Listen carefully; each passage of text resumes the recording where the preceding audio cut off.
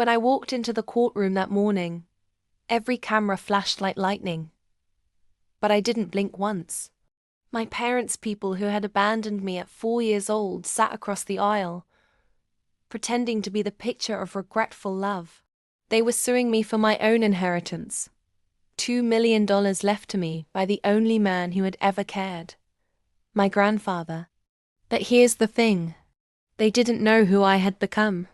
I wasn't that crying child they left at a foster home in the middle of a storm.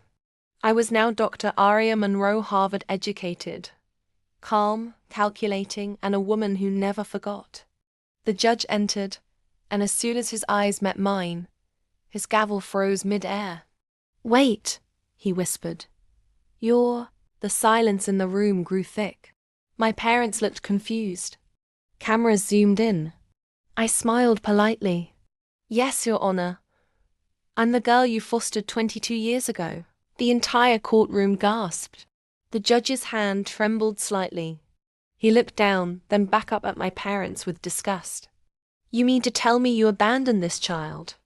My father's voice cracked. We didn't mean to." I cut him off. "You didn't mean to leave me on the steps of a shelter with a note that said, 'Take her. We can't afford her.'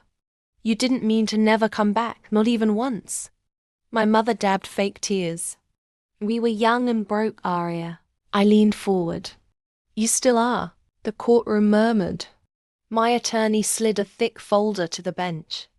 Inside were photos proof of their lavish vacations, gambling habits, and debts. And right on top, bank records showing they only decided to contact me after my grandfather's obituary was published. The judge's face hardened. "You brought this lawsuit under false pretenses. Case dismissed." But I wasn't done. "Your Honor," I said softly, "may I submit one final exhibit?" He nodded. I pulled out a document and handed it to the bailiff. When it reached the judge, his eyebrows lifted. "Is this real?" "Completely," I replied. He read it aloud. "This is a transfer deed. Dr. Monroe has purchased her parents' house through auction last week. It was repossessed for unpaid loans." My parents spun around, their faces pale. "You what?" My father stammered. "Yes," I said, standing tall. "And I'm evicting you.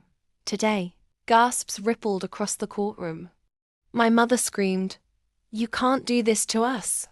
I leaned closer, whispering, "You did worse to me." The bailiff tapped his baton. "Order in the court." But there was no more order left, only poetic justice. As I walked out, the reporters swarmed, shouting questions. I paused on the courthouse steps, letting the wind play with my hair, and faced the cameras. "When people abandon you," I said, "don't spend your life chasing closure. Build yourself into something they'll never reach."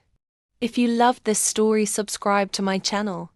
Because trust me, there are more ways to turn pain into power. And I'm just getting started.